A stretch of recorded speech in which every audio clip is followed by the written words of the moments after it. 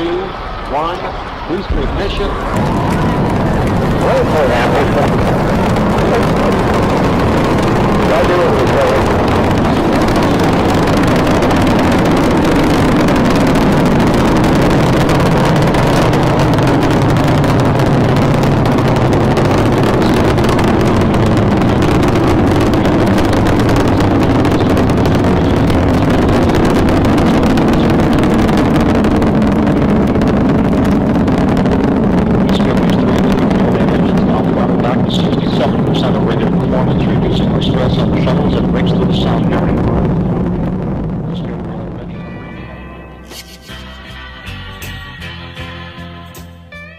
Dr. Wernher von Braun was one of the most important champions of space exploration in the 20th century.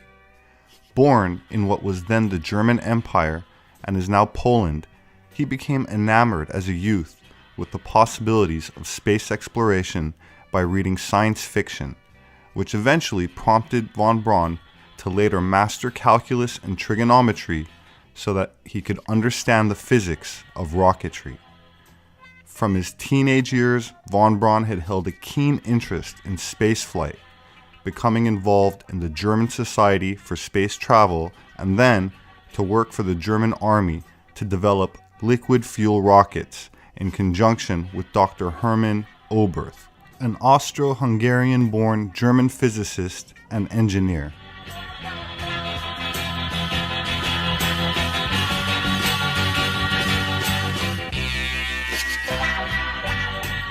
What you are looking at is a rocket launch as seen from the International Space Station on November 16, 2018, made from 2,050 individual time-lapse photographs.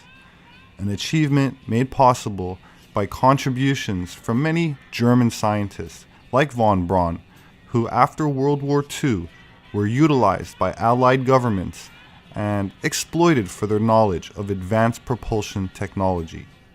This same technology, according to the official word from NASA, was used to safely get man to the moon and back. I say according to NASA because the claim is disputed by some who say that the moon missions were at least in part staged. While the official narrative remains controversial, even more controversial are allegations that the German Nationalist Party had obtained even more advanced technology and had already been to the moon long before the creation of NASA itself. If you would just kind of give us a background and an outline of just what was the German saucer project, as we understand it at this point. The German saucer project was an offshoot of their advanced aviation and space research and development. Disbelieving at the beginning the existence of German saucers, I made a thorough search of books on advanced German aerospace technology, and what I discovered was astonishing. The Germans were the first to develop, seriously to develop the rocket engines, the turbojet engine, the pulse jet, the ramjet. They were the first to test a rocket-powered airplane in flight, a rocket-powered, a turbojet-powered, and a pulse jet-powered airplane, piloted planes. They were the first one to introduce them in combat service. That's all what we know. They also developed the flying wing. They developed the flying wing, the Horten brothers.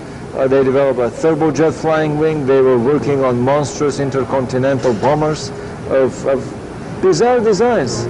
I have several hundred slides that I've taken from books from the public domain of designs that were so ahead.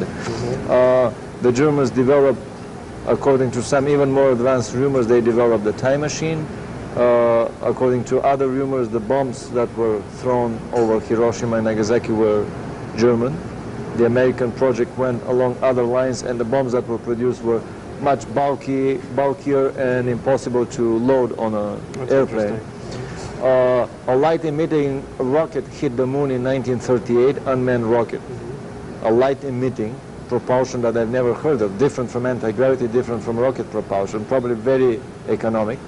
Free energy, quite because you can't load car batteries to power the laser that would emit the light to take the rocket to the moon, obviously. In 52, German engineers built for Juan Perón a cold fusion electricity producing plant in Argentina.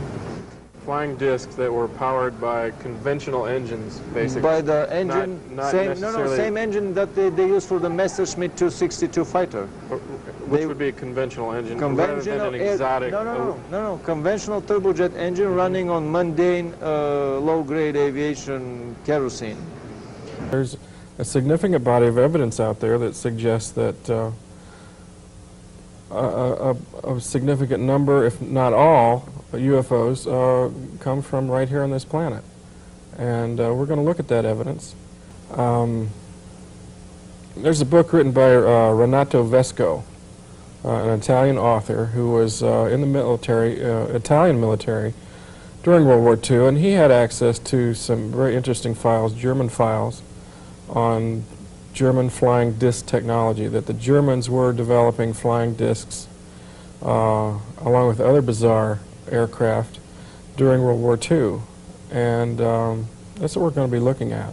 And what developed from that. And some of the UFOs we see today, are they product of that technology?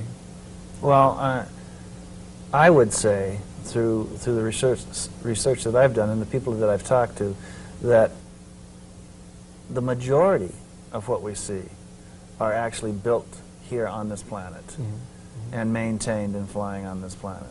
But it's really, you know, it's awful hard to believe, still even for me, that our government is keeping this from us. I mean, here we're touted as the greatest country in the world, and that we have so many freedoms here, and that the freedom of speech reigns supreme over all of the world here in the United States, and yet it doesn't. Right.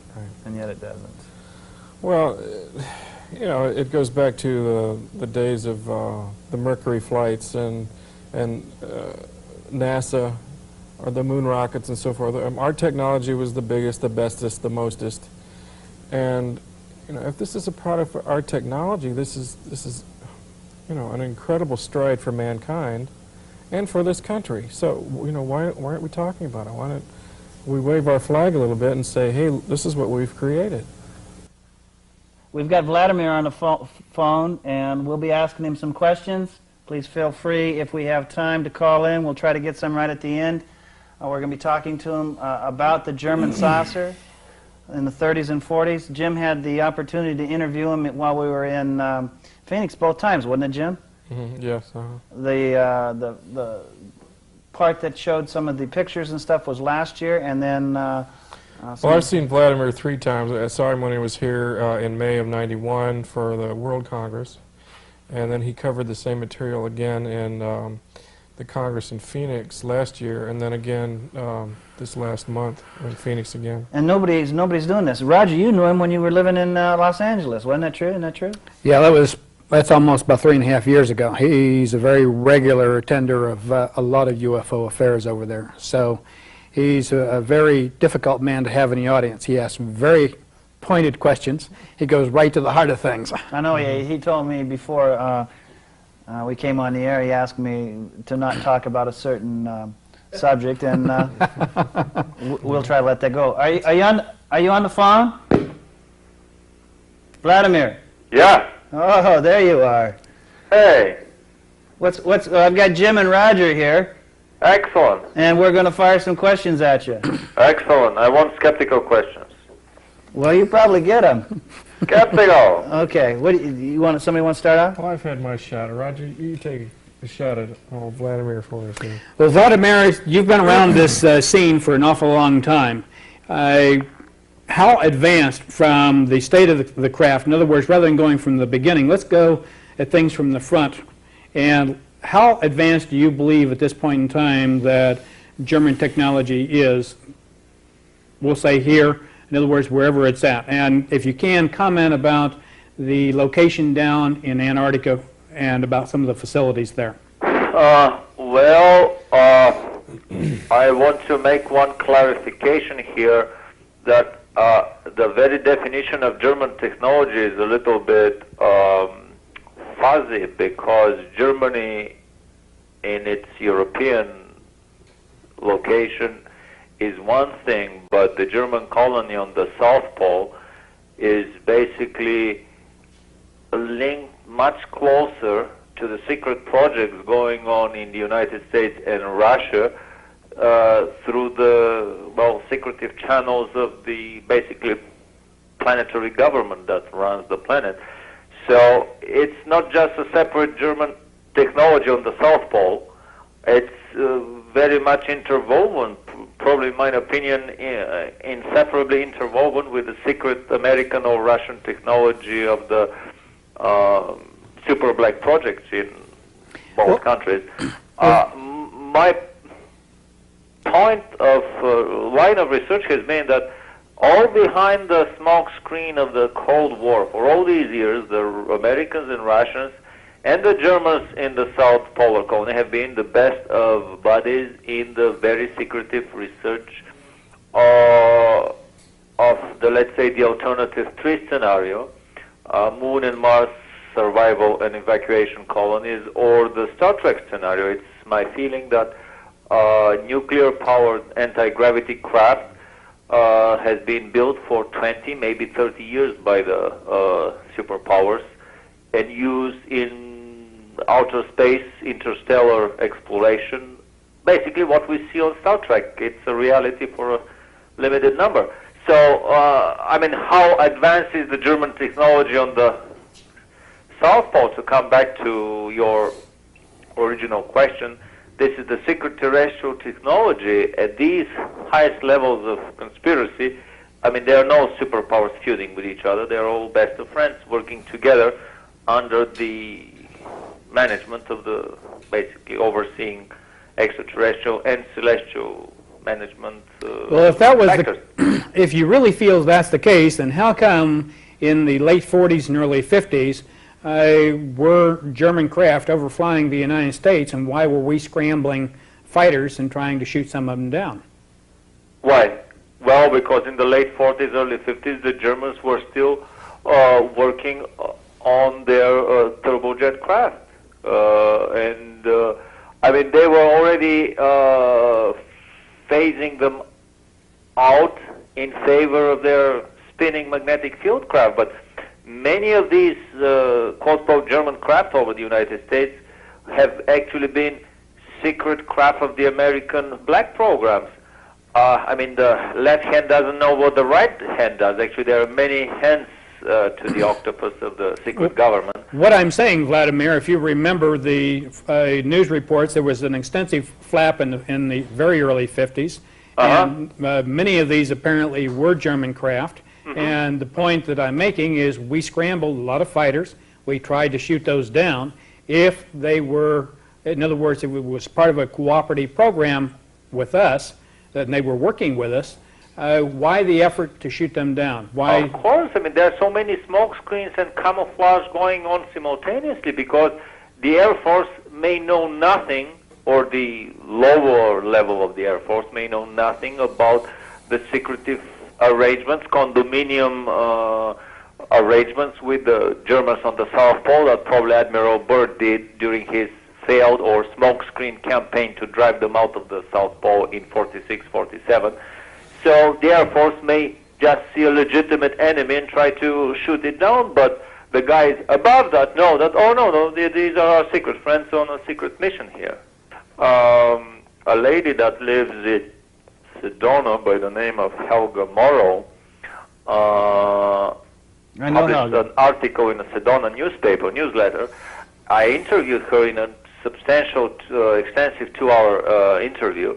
Her father was a German scientist, moved through the possibly paperclip camp program in the United States after World War II, and worked on very secretive German projects, but before he died, he admitted to her that he went to the moon, inside the moon, to Mars, and inside Mars, but not with Sophotral, but he went with teleportation to these destinations.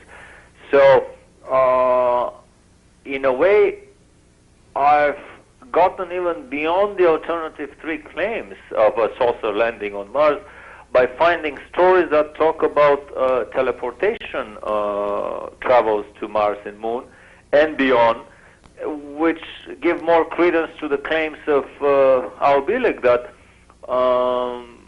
teleportation has been developed in this country starting from the 30s, and by the late 50s it was fully developed and online for the secret government projects. In the 60s and 70s they developed the time tunnel traveling technology of the Phoenix project that is described in the Montauk project book. Wait a minute, this is Jim. How you doing? Hey, Jim. Just Nice to hear your voice.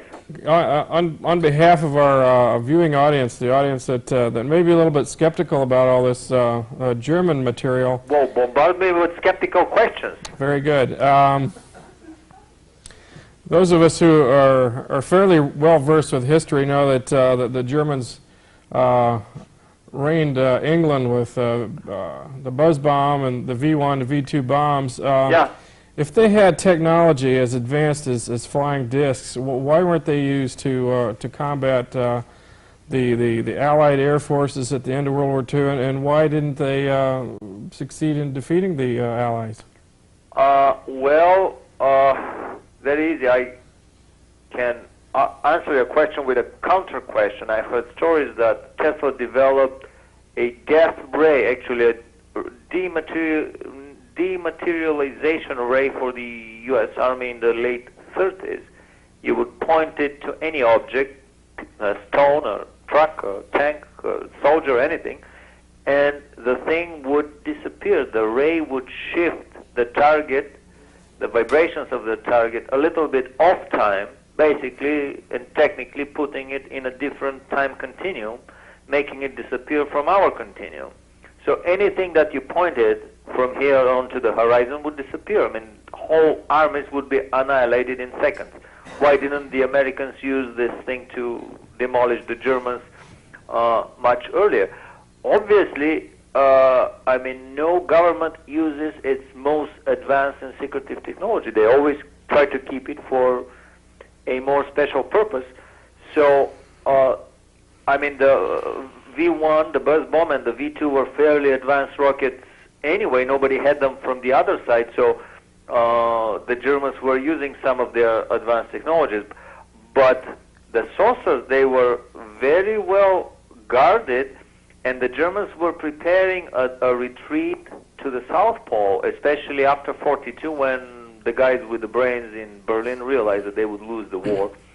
Anybody who knew the real industrial might of England, Russia, and United States combined realized that, I mean, what proved at the end of the war that there were 500,000 Allied planes against 100,000 German planes produced. For every German plane in the air, there were 5 Allied planes. I mean, figures that are not very often discussed in the press. So knowing this, as early as probably 42, 43, the Germans started making tremendous effort to move hundreds of thousands of people to the South Polar colony and to keep the saucer's existence as secretive as possible. At the same time, Renato Vesco, this, well, he's considered the Italian Werner von Braun, the research and development boss of the Italian Air Force during the war, wrote in his book Intercept But Don't Shoot that there have been dozens of full fighter attacks and Kugelblitz attacks on Allied bomber formations with devastating results that have been documented by the Allied air forces.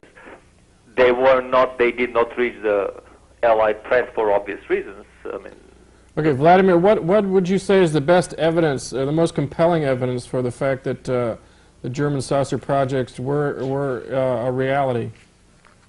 Funnily enough, the simplicity of obtaining anti-gravity. If anti-gravity is really obtained by simple spinning of any object along a vertical axis, as is the claim of 2 Japanese scientists from Tohoku University, Hayasaka and Takeuchi, who published a very important seminal paper in 1989 in the Physical Review Letters, one of the top 5 physics journals in the world. Simple spinning of a used airplane gyroscope would reduce its weight. It's official academic scientific literature. If it is that easy to produce anti-gravity, if one would not need the fancy science fiction hardware that Bob Lazar is revealing in his film, that our government has been secretly back engineering in Nevada test site by using a hand-me-down alien technology utilizing element 115. Maybe this is a legitimate anti-gravity drive and you can obtain anti-gravity even by this means, but normally anti-gravity is very easy to produce. If it is that easy, then you can couple every existing engine in your arsenal with spinning lenticular airframe and produce an anti-gravity craft, and the Germans did just that. They had piston engines with propellers spinning the craft around. They had Wankel engines with propellers. They had turbojets, pulse jets, ramjets, rocket engines in inboard and outboard variations, custom-made, standard aviation turbojets they were using on the Messerschmitt 262 plane, standard rocket engines they were using for the Messerschmitt 163 rocket plane. Rocket engines probably for the V2 were used for the rocket-propelled craft that could go in the outer atmosphere. The simplicity of anti-gravity. This is probably the biggest argument that the Germans really had these things. On top of that, we've probably discovered we have the largest collection of original newspaper articles from Germany from the 40s, 50s, and 60s. Okay, but then also the reports of bomber crews, Allied bomber crews, who witnessed Foo Fighters and similar disc-type craft approach as they would were in their bomb runs over Germany and France and so forth. The alleged Foo Fighters would be seen approaching the bombers from the ground. They would be coming up from German airspace rather than from above. Correct?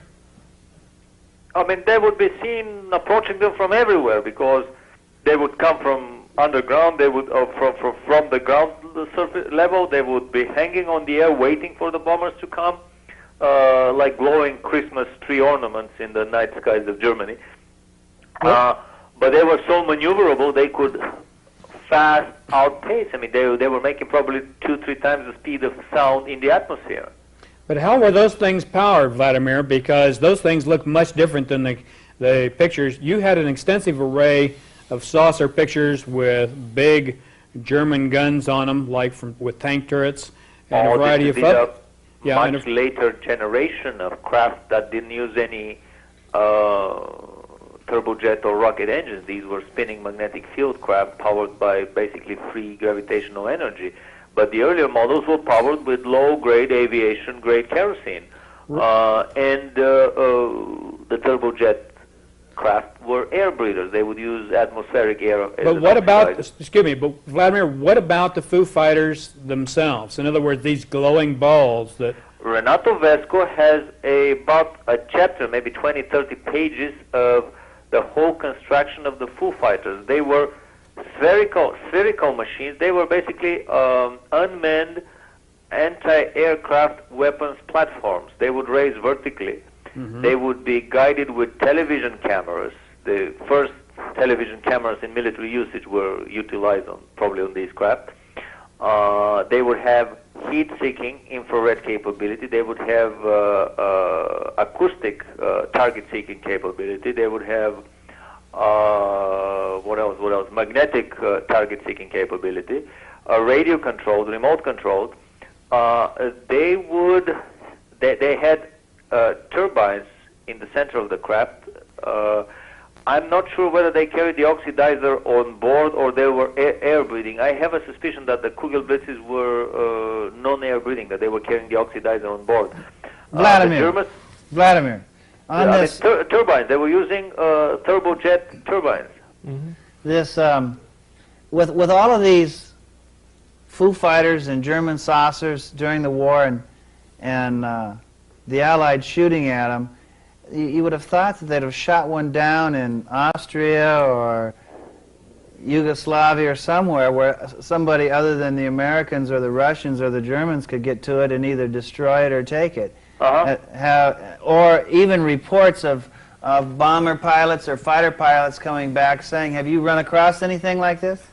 Very good question. Actually, the Foo Fighters had some automatic circuitry, and their very design was made in such a way that if you would puncture the outer shell with a machine gun or a cannon burst, the gases that were, because it was a double-shelled construction, and the outer shell was a porous, sintered ceramic material, ceramic metallurgy, probably developed for the first time in Germany, and gases would be emitted from the whole outer skin porous surface. So if you make a large hole through a bullet entry, gases would escape through this hole even more vigorously, and the craft would automatically move away from whoever is shooting at it.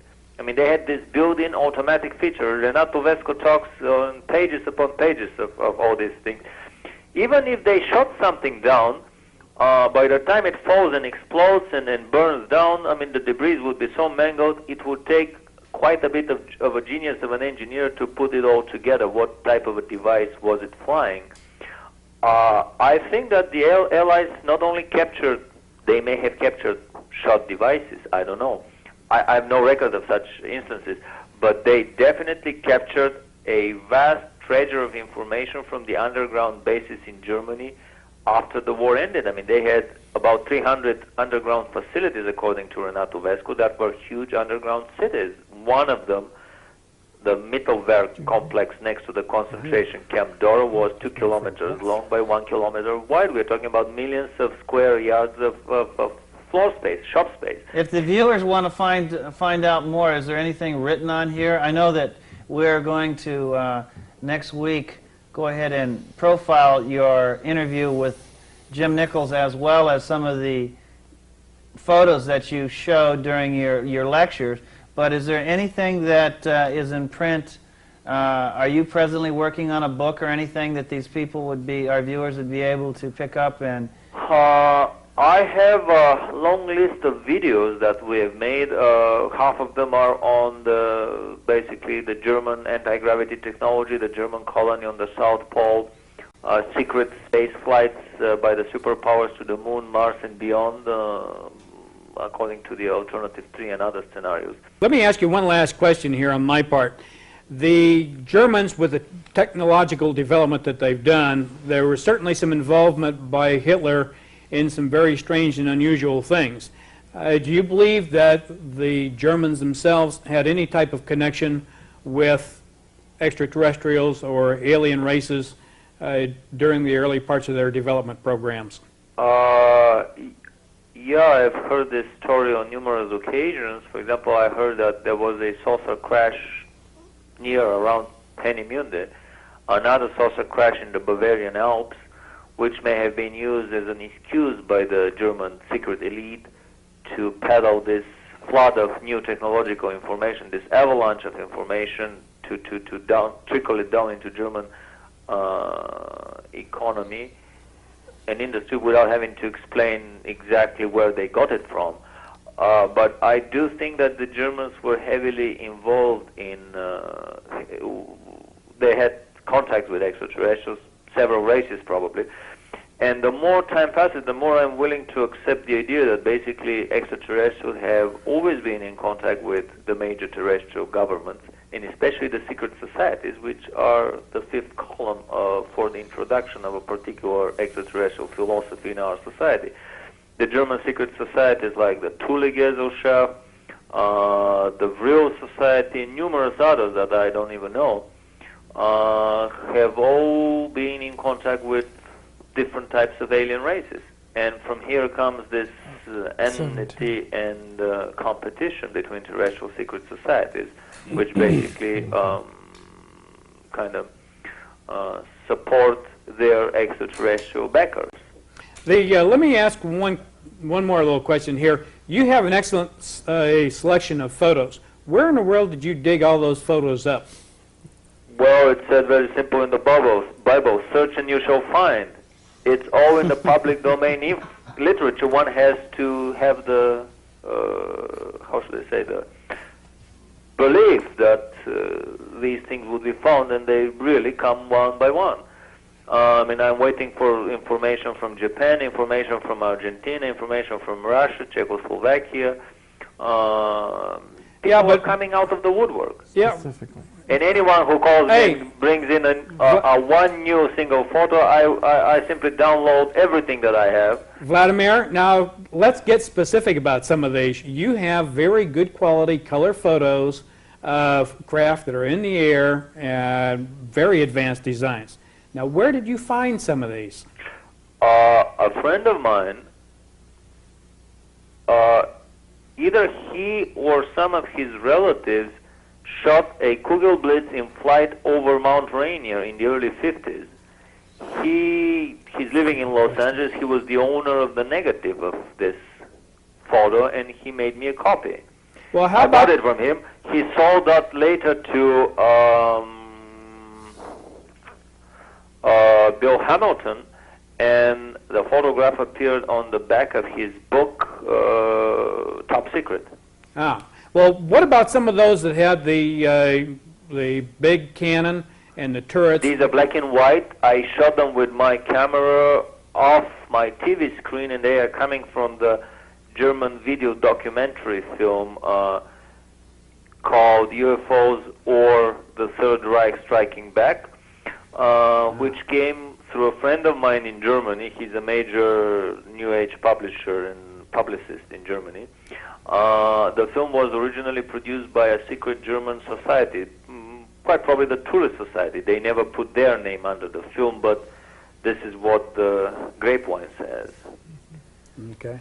And the Tourist Society guys are kind of keepers of the flame. They preserve photographs, documentary material, and so on. Vladimir, one of the things that I'm sure puzzles some of the audience is why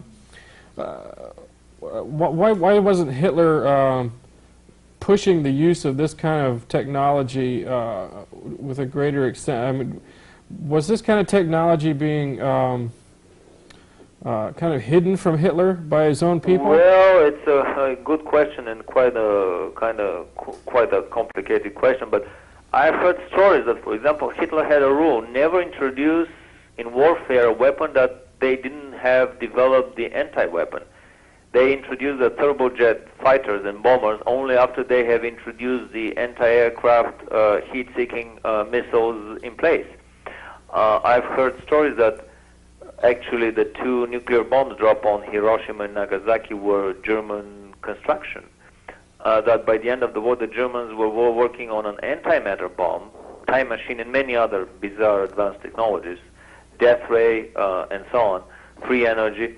But the antimatter bombs were as big as a pineapple and strong enough to devastate the whole of New York or London, which could not be done with a small Hiroshima-sized bombs. Right, but the question is... so Hitler opposed the use of these nuclear bombs over England or the United States on a very racial reason. He said, we are not in the business of killing Aryans. This was the same reason he told his general staff when he opposed the German army rolling over the escaping British and French soldiers at Dunkirk in, I think, 40 or 41, when they were defeated, and Hitler stopped his armies, allowing the Allied fleet to evacuate these defeated soldiers in England and basically use them for the D-Day invasion again. Okay, but after the war, as the war was winding down, it was obvious that the Germans were defeated. Wasn't there a secret cadre of his own Nazi SS that took this technology and took it out of the country before it could be captured by the Allies? Oh, yeah. I think from 42, 43, the smart guys in Germany had made their own plans that they are about to lose the war, so why don't we just let's work on some escape scenario. So every new technology was tested quietly, low-key, low profile. For example, they tested a greenish-looking radiation, a death ray in Romania. Then they packed and crated and shipped everything to the South Pole. They would test it, make sure that it worked, and they would never try it again, and they would move it to the South Pole. So when Admiral Byrd arrived with a huge three aircraft carrier, it's a triple armada descending on the South Pole from three directions, they were beaten in 2 weeks and hastily retreated. I mean, probably the Germans had at least one smart move by not using these weapons in 44, 45 on the European theater, but concentrating everything they had in the South Pole theater. Okay, now if such a technology, or if such a renegade Nazi force escaped to South America or Antarctica and has been there all this time, unassailed by any of the Allies or Soviets, that's really pushing credibility to believe that such a group could still exist down there. What kind of evidence the is rumor there? goes that there is a large city called the New Berlin. And why haven't they tried to complete the goals of the Third Reich in the years since then? Well, not that they have tried, they have completed them. They have produced a master race on the South Pole, according to the rumor. They have genetically engineered and re-engineered themselves to the point where they live quite a bit longer. They have fewer diseases. They are probably able to, not probably, but they developed genetic engineering to such a perfection that, I mean, the Germans had hybrids between humans and animals 50 years ago in the concentration camp, so where are they now after 50 years? But this is a research that goes on hand in hand with the other superpower governments. My feeling and suspicion is that the tall, blonde, Nordic-looking guys that we see so often in the little gray abduction scenarios, they are in Bud Hopkins' books, they are in the UFO documentary UFOs Are Real, the Travis Walton abduction from Snowflake, Arizona, where he confronted a tall, blonde Nordic guy in the big mothership, or possibly a German South Polar colony.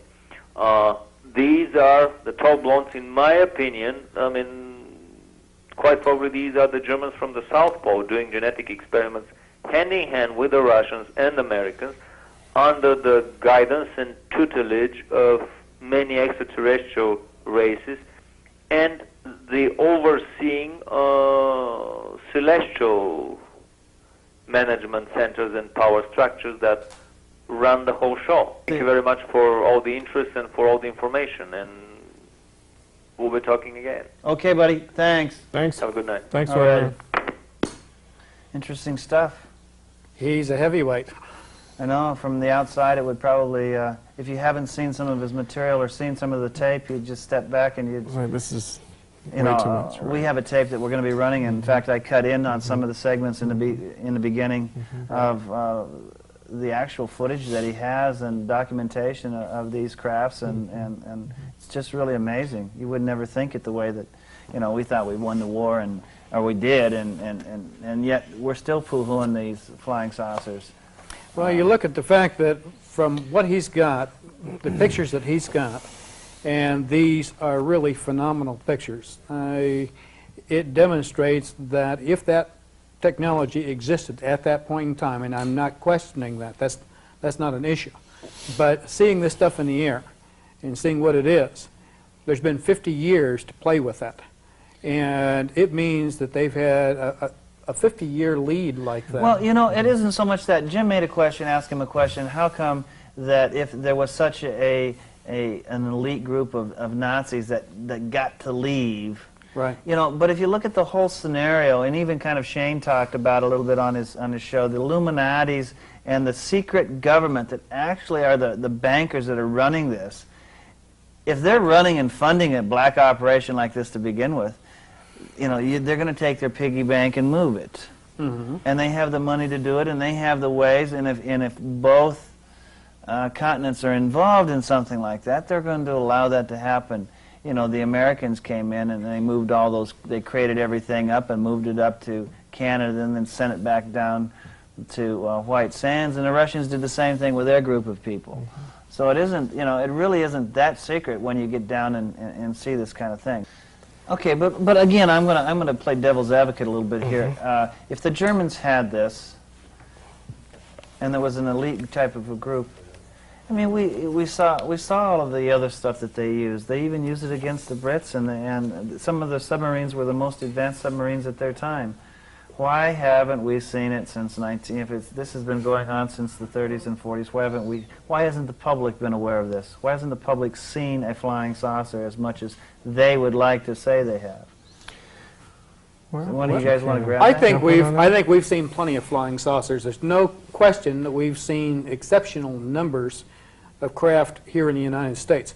We haven't recently seen a lot of craft, but during the 40s, late 40s, early 50s, Early 50s a lot. there was a tremendous amount. Then we had flaps in the 60s and we had them in the 70s. It seems that even this year there seems to be a very high number of sightings. We're getting some locally here, some things are being seen in the air. There's more scuttlebutt from other places than the United States. And I think the only thing that's happening is that with the way the different UFO groups are set up, there isn't really that kind of central focus where sightings are being collated and the information got back out to the public, so we're seeing it, so we're knowing what's going on. And I think that there's a number of the craft that are out there now have cloaking capability, and generally we don't see them operating during the day. So that's another factor. It comes down to now whether the craft that are operating are, in other words, from here or from somewhere else.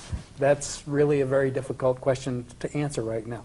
Well, Tesla kind of had his finger on the pulse of things back in the 30s and just kind of backed off. I've heard Vladimir use the same thing in that machine that he was talking about, that death ray. He did have it for the government, and they loaded it on a train, and they even blew part of a mountain up, and the government just wouldn't use it. Mm-hmm. Well, you know, the other thing, too, is besides technology like that, we're seeing an awful lot of people who are having encounters. Now, who they're having encounters with, what these individuals are, we know they look a lot different than us. And it appears that, in other words, there is a program going on, and they're not really interested in us seeing craft or objects in the air. They're whoever or whatever's carrying out this agenda is much more concerned about keeping things quiet. You have to realize that with the communications that we have nowadays and the sophistication that we have in radar and being able to put satellites and going to the moon, that each government, or anyway the superpowers, knows what the hell's going on. They know that if there's something down in Antarctica, they know what's down there. There's no hiding that. They know what's going on. But they're just not telling us. Well, that's what I'm getting about. I think it becomes more of a secret government. The more and more I get involved in this, the more and more I talk to people that'll come up to me and say, Ted, I was a radar man 20 years ago, and I was in North Dakota, and we scrambled jets over UFOs, and all of a sudden we were told from higher levels to erase everything. We haven't seen it, and just erase it. Just take it off like it wasn't even there. And he was telling me that when they do this type of thing, they have to go to 3 levels or 4 levels. So once it got to the 4th level, then it had to go back down and erase everything. But somebody at a very high level knows what's going on. Right? Oh, yeah, right, okay. yeah.